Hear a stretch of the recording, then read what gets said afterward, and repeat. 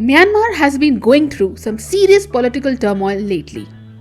It's a pretty complicated situation. Lots of protests, crackdowns, and violence. The military refused to accept the election results when Aung San Suu Kyi won by a landslide in 2020. So, in February 2021, they took over, claiming there was voter fraud.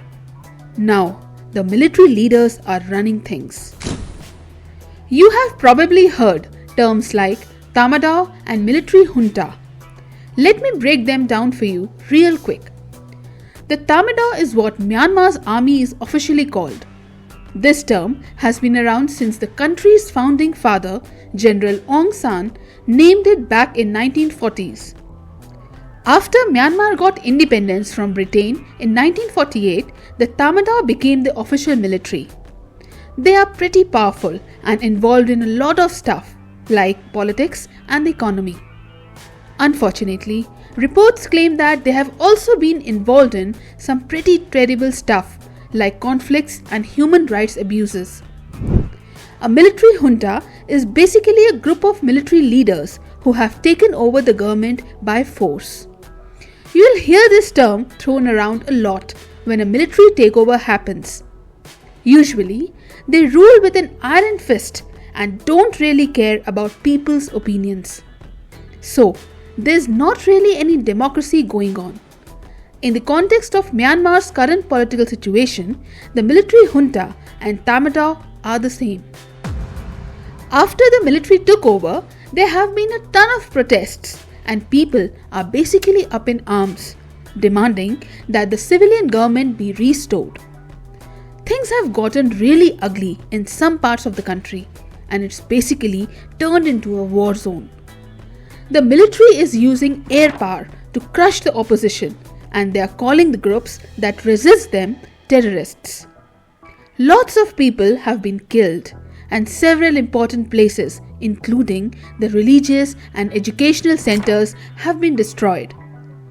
To help out the people fighting against the military, the United States passed the Burma Act in November 2022, which basically lets the US give technical and other types of help to groups that are fighting against the military in different parts of Myanmar.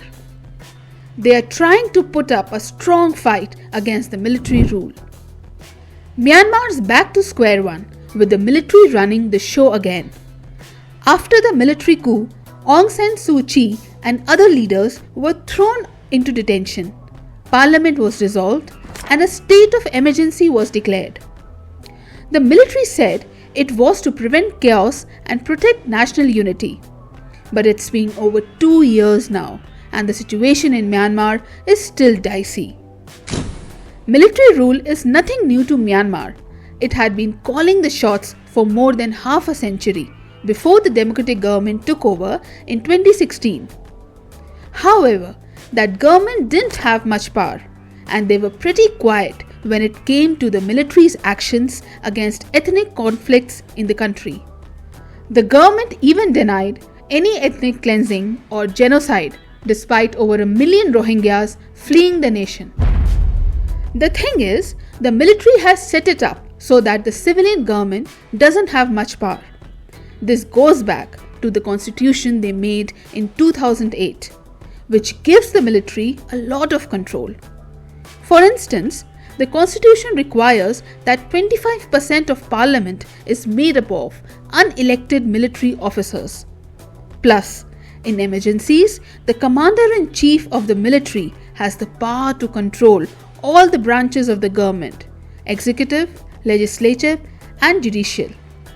To make matters worse, it's really hard to change the constitution because you need more than 75% of members to approve any changes. All these things make it really difficult for Myanmar to transition smoothly to a democratic system. The Tatmadaw has ruled Myanmar for a long time now and they have a lot of power in the country's government and economy. Allegedly, they have been suppressing democracy and freedom, mistreating ethnic minorities, using forced labor and other forms of abuse. And now, after the recent coup, the military regime is cracking down on pro-democracy and ethnic movements violently. Reportedly, they are putting opposition leaders in jail and even killing pro-democracy activists to scare the public. The main opposition party has been labelled a terrorist group, and the military isn't in the mood to come to the negotiating table. The military keeps extending the state of emergency to do whatever they want without any trial or explanation. They are trying to validate their actions and are trying to ensure that they are in complete control of the country with no way of being toppled. For this, the military is trying to change the laws to make it harder for any party to win big in elections and to prevent democracy from taking hold. The ongoing conflicts in the country are also making it difficult to hold a fair and timely election. It's kind of ironic that the military is blaming the political instability they caused for the delay in elections.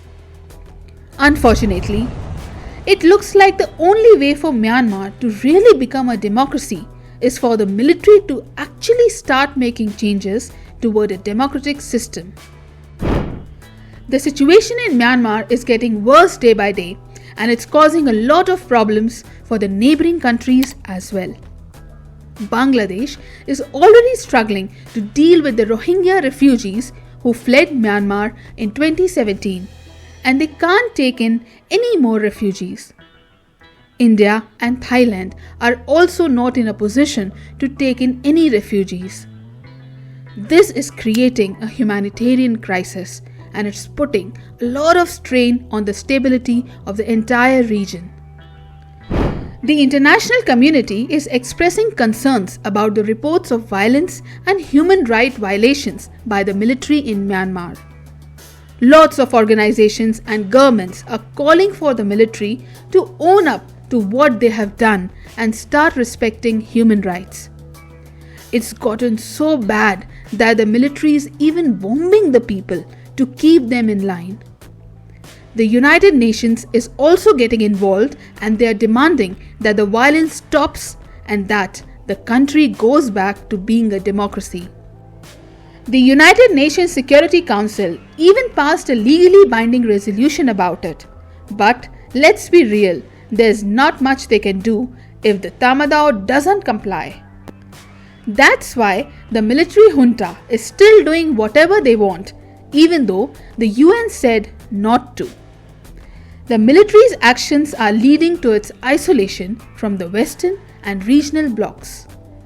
The UN said that countries should stop selling weapons to Myanmar, but countries aren't paying much heed to this. China and Russia are the biggest suppliers of weapons, ammunition, and aircraft to Myanmar. Also, the military regime has signed a deal with Russia to work together on nuclear energy stuff. They are saying it's for electricity and research, but some analysts think they might be trying to make nuclear weapons. By the way, Myanmar is a signatory to the Nuclear Non-Proliferation Treaty, which is a legally binding international agreement that prohibits nuclear weapons. But if this concern turns out to be true, it could cause some huge problems for everyone. ASEAN came up with a 5-point plan to try and talk things out and bring peace to Myanmar. But the military regime doesn't seem to care much about it.